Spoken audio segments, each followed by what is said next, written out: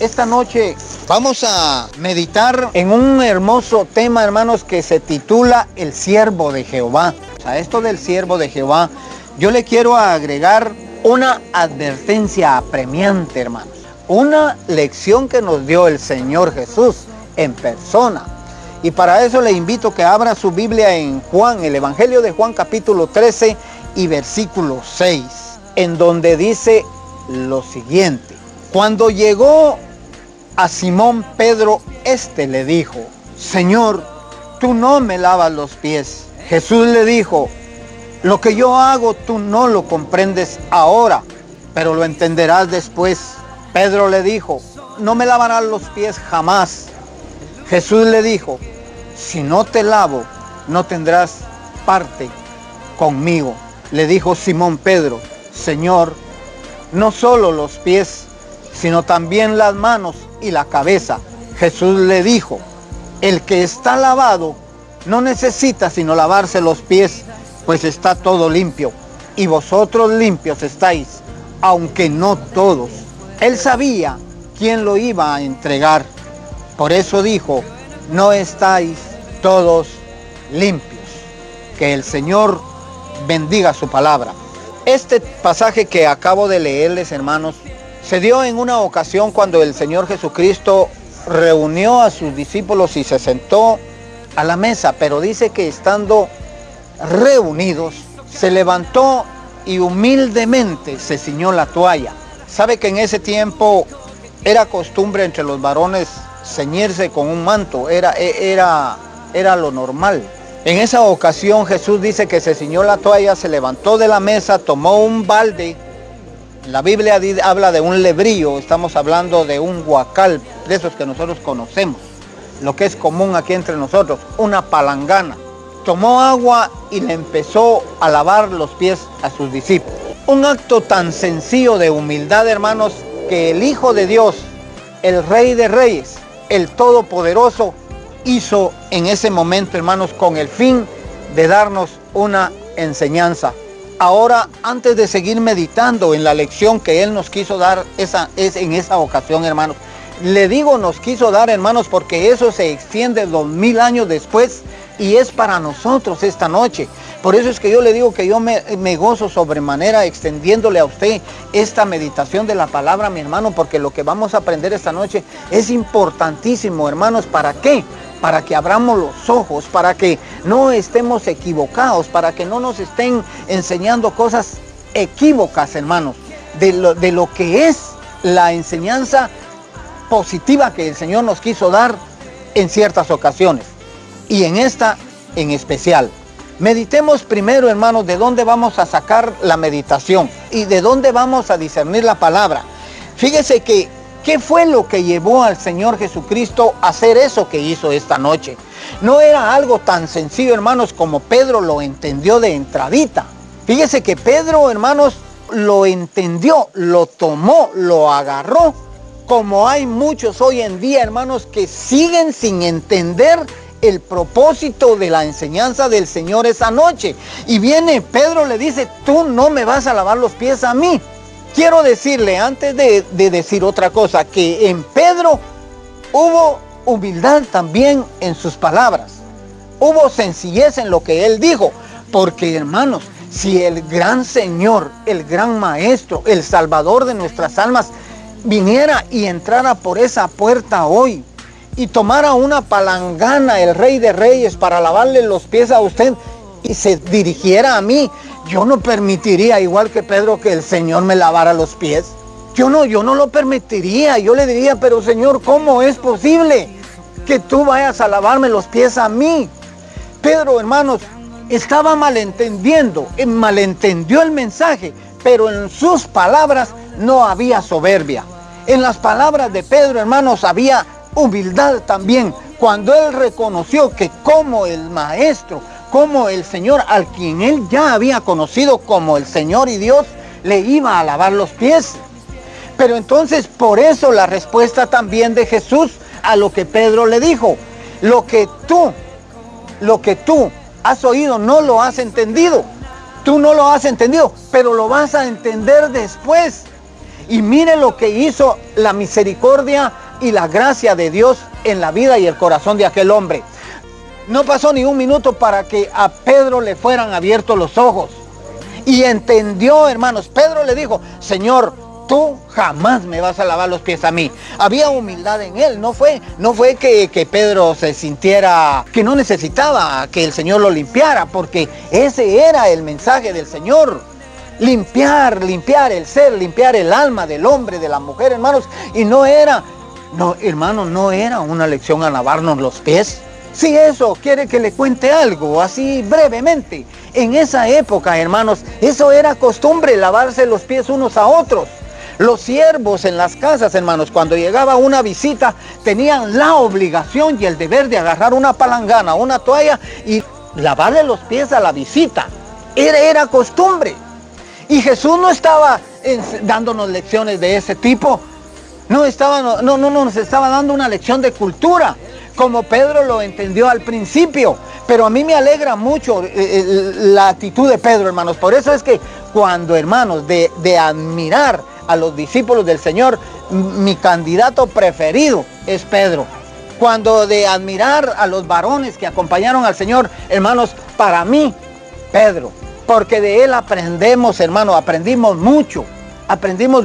Que fue fallón. Negó al Señor, cometió un pecado muy serio. Negó al Señor, pero no se convirtió en apóstata. Él le falló como usted y como yo, como nosotros le fallamos al Señor, mi hermano. Pero la alegría que nos debe de embargar, y es la que a mí me embarga, hermanos, cuando yo leo de este siervo, es la actitud, hermanos, que en él nunca hubo arrogancia. Siempre estuvo listo a humillarse, a arrepentirse y a retomar la enseñanza tal como lo hizo en esta ocasión. Simón Pedro, Señor, le dijo, Señor, no solo los pies, sino las manos y la cabeza también. Ahí ya Pedro ya había entendido el propósito de la enseñanza del Señor. El Señor no nos estaba dando una lección de cómo quitarnos la tierra de los pies. Él nos estaba enseñando a ser humildes. Mire, hermano, este mensaje tiene tanto que decir que yo le aseguro que no nos alcanza la noche, pero voy a tratar de compactar el propósito del mensaje que le traigo para usted esta noche. Y es, ¿por qué? Es bueno que usted sepa, mi hermano, que la salvación es un regalo de Dios en Cristo Jesús. La regeneración es obra del Espíritu Santo en Cristo Jesús. Son dos cosas. ¿Sabe usted que para ser salvos usted no necesita o no debe, más bien dicho, usted no solamente le alcanza conocer a Cristo? Hay que creer en el Señor y eso es primordial, básico, importantísimo, esencial, conocer al Señor. Porque si no lo conocemos a Él, no tenemos vía libre para el proceso salvífico. Conocer al Señor. Pero luego viene la regeneración, mi hermano, que es un requisito. Mire lo que dice aquí. Le voy a leer así de una manera breve. Jesús enseñó enfáticamente que el cumplimiento de la voluntad de su Padre celestial era una condición para entrar en el reino de los cielos. El cumplimiento de la voluntad del Padre. Ya notó lo que aquí nos está diciendo. El Señor Jesucristo enseñó enfáticamente que era necesario el cumplimiento de la voluntad del Padre para poder entrar al reino de los cielos. ¿Qué quiere decir? Que no basta, hermanos, con que usted levanta la mano y diga, te acepto, Señor, como mi único Salvador, y ya, automáticamente es salvo. Y de ahí venga lo que venga, y yo vivo una vida a mi sabor y antojo, y salvo siempre salvo, dicen algunos, que aunque se vayan al mundo, que aunque caigan en pecado, que aunque se hundan en el pecado, la salvación no se pierde, dicen. Yo dije una vez, eso de perder la salvación, mi hermano, es relativo. Eso es relativo. La salvación usted no la va a perder, siempre y cuando usted viva una vida de entrega, de sometimiento al Señor. Dios no le va a fallar. Él dijo que el que cree en mí es salvo. Es enfático, no. Pero luego viene, yo estoy respondiendo de acuerdo a la voluntad del Padre. Yo estoy haciendo la voluntad del Padre. Por eso, hermano, la perseverancia, por eso las exhortaciones, por eso la enseñanza, mi hermano, porque nosotros tenemos que llevar vidas apegadas a lo que decimos, a lo que predicamos, pues, a lo que decimos ser. Yo no puedo ser cristiano aquí en la iglesia y allá en la calle con mis vecinos soy otra cosa. Yo no puedo, hermanos, estar en la iglesia aplaudiendo, cantando, danzando, orando y diciendo amén, y allá en mi casa, en mi calle, en mi cuadra, en mi colonia, con mis vecinos o con mi propia familia, yo soy algo muy diferente, porque entonces, hermanos, esa salvación sí se puede perder. Entonces, la salvación no se pierde, relativo no, pero si yo he conocido a Dios, conozco a Cristo, lo conozco perfectamente, porque ya entendí que Él murió en la cruz del Calvario, lo acepto y lo creo y lo acepto. Pero si no hago la voluntad del Padre, entonces como que obtuve a medias el asunto, ¿no? No se puede, hermanos, vivir vidas alejadas de lo que es la voluntad del Padre. Y eso fue lo que el Señor Jesucristo hizo en esta ocasión. Ya leímos la reacción de Pedro. Le dijo, Señor, no solo los pies, sino también las manos y la cabeza. Qué hermoso, hermanos, es entender que nosotros a diario no solo nos beneficiamos de la muerte suya allá en la cruz del Calvario, sino que Él dice que Él sigue abogando por nosotros. Lo que significa, hermanos, que usted necesita buscar a Dios continuamente, buscar al Señor Jesucristo, porque Él abogado es para con nosotros. Dice que Él ahora, fíjese bien, Él murió en la cruz, pero murió una sola vez para siempre. Pero ahora dice la Biblia que Él está sentado a la diestra del Padre y que sigue abogando por nosotros. ¿Por qué sigue abogando por nosotros? Porque somos fallones, mi hermano. ¿Sabe por qué? Porque la carnalidad no la hemos dejado. Ahí está el reto. Y ahí está la enseñanza que Él dio cuando dijo, ejemplo os he dado. Ejemplo os he dado. Pero no estaba, cuando Él dijo, ejemplo os he dado para que así como yo les hice, ustedes hagan. Pero Él no estaba diciendo, a menudo quiero que se reúnan y se laven los pies unos con otros.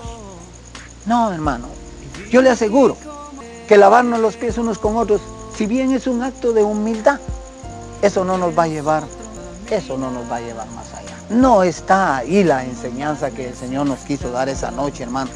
¿Sabe qué quiso Él enseñarnos con eso, hermanos? Primero, pensemos en esto. A grandes rasgos el Señor estaba describiéndonos su condición, enseñándonos quién era Él. En primer lugar, Él no vino como Dios, sino como hombre. Nació de una mujer. Vivió 33 años y medio aquí en la tierra. 3 años y medio de esos 33 y medio los ocupó para su ministerio. Los ocupó para cambiar el mundo. 3 años y medio le fueron suficientes, pero lo remachó, lo culminó allá en la cruz del Calvario. Él no vino como Dios, sino como hombre. Él no vino como rey, sino como servidor.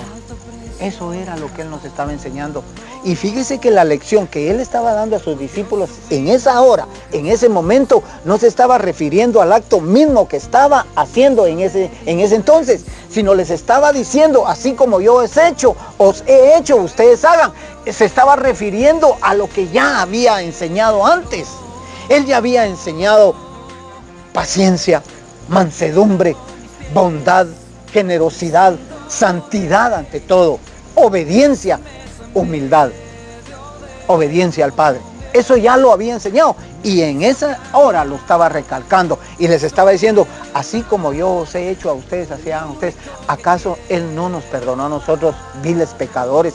Eso era lo que estaba diciendo, que nosotros, hermanos, también aprendamos a perdonar, pero que aparte de aprender a perdonar, también aprendamos a convivir, hermanos, entre nosotros, entre la familia, entre nuestros amigos, nuestros vecinos, cómo nos comportamos allá donde trabajamos, cómo nos desarrollamos o nos desenvolvemos ante los que no nos conocen. Alardear que somos hijos de Dios, hermanos, no es bueno. Cuando usted llega a algún lugar donde no lo conocen, no se presente como un hombre de fe, No se presente como una mujer cristiana y mire, yo soy esto, yo soy lo otro. Mejor deje que lo descubran. Deje que lo descubran. Cuando lo descubran ellos, entonces verdaderamente usted va a poder dar fe de lo que es. Cuando alguien le diga, cuando alguien le pregunte a usted, sin haberse usted presentado, si usted es cristiano, es porque ya detectaron su verdadera personalidad.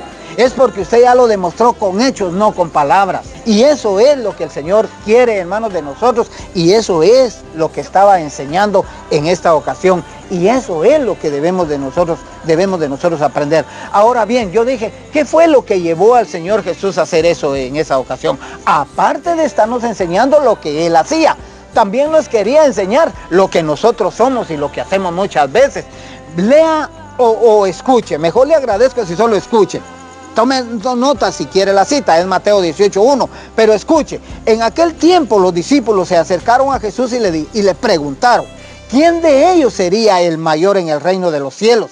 Y él, llamando a un niño, lo puso en medio y les dijo, de cierto os digo, que si no hacéis como un niño, no entraréis en el reino de los cielos.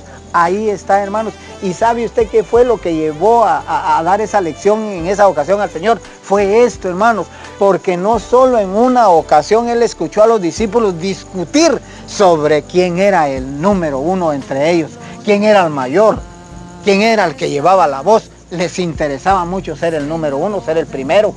A Pedro precisamente lo acusan, muchos lo acusan de ser uno así, uno de ellos, uno de los que siempre quería estar al frente, siempre quería llevar la voz por todos. Yo le llamo iniciativa. Yo no le llamo esto en Pedro, no le llamo que haya sido salido, como dicen muchos. Yo veo la actitud de Pedro, de un hombre que amaba a Dios, había creído en el Señor Jesucristo y estaba ansioso por obrar, por hacer, por poner en práctica lo que había aprendido de su maestro. Eso es lo que yo veo en Pedro. Pero, qué lección más maravillosa la que le dio el Señor esa noche, o en esa ocasión. Pero, ¿sabe qué me alegra? Que Pedro lo captó. No pasó un día para que él entendiera. ¿Por qué? Porque, hermanos, aunque para entonces no se había manifestado el poder, la acción del Espíritu Santo, que es el que esta noche nos está hablando, ya la presencia misma del Señor era convincente, hermanos. Él, hermanos, convencía a quien Él abordaba, con el que Él tenía ocasión de darle la palabra. Aunque muchos no creyeron en Él, muchos lo menospreciaron y lo despreciaron.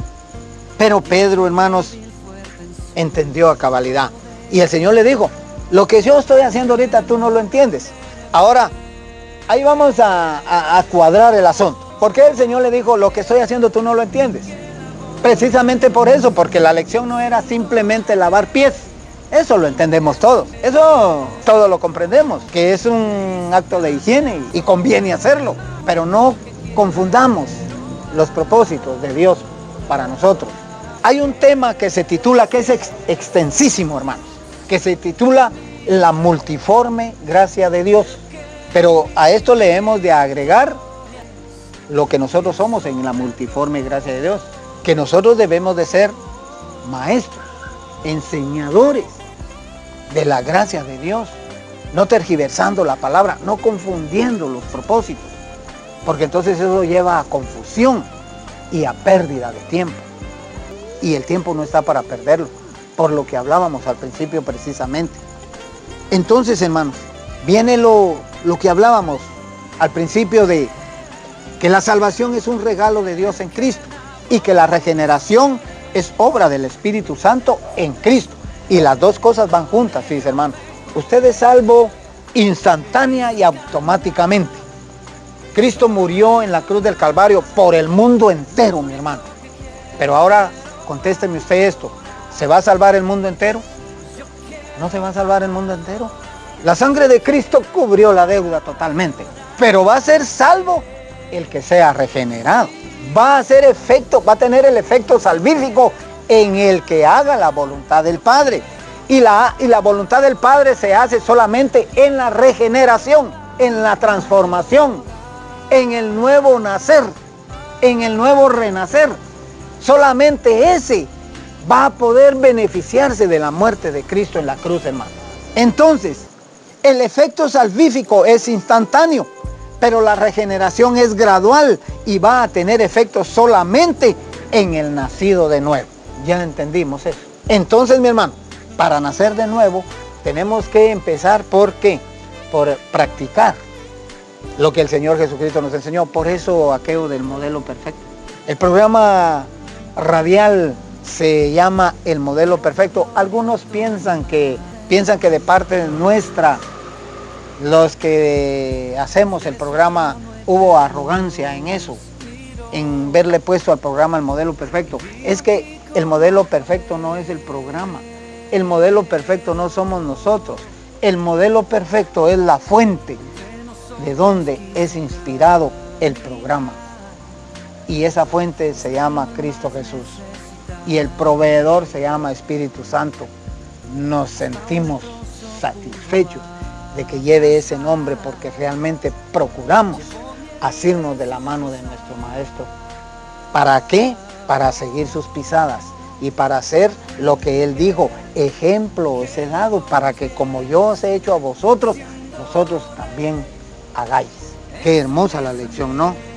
En muchas ocasiones el Señor se dio cuenta de las discusiones de sus discípulos sobre quién sería el mayor entre ellos. Y Él siempre tomó a un niño y lo puso como ejemplo. Fíjese que no fue una sola vez. En otra ocasión llegó una mujer y le dijo: Señor, ¿qué quieres?, le dijo el Señor. Te pido que a tu derecha y a tu izquierda se sienten estos dos hijos míos. Mire lo que somos nosotros. Eso es lo que nosotros a veces equivocadamente pensamos y creemos, que ser grandes en el reino de los cielos va a depender del título que tengamos en el ministerio. La Biblia enseña que el que quiera ser grande en el reino de los cielos se haga el más humilde, se haga el más sencillo. Y entonces verdaderamente, dijo el Señor, seréis grandes en el reino de los cielos. Qué maravilloso, ¿verdad, mi hermano? De esta manera sencilla, así como el ejemplo que el Señor dio, hermano, de esta manera concisa, eso sí, y contundente, quiero decirles yo a ustedes, mis hermanos, que la lección que el Señor Jesucristo dio en esa ocasión, hoy también a nosotros nos beneficia grandemente si verdaderamente entendemos el propósito de ella, que era una humildad de corazón, sencillez de espíritu y un actuar efectivo apegado a la voluntad del Padre.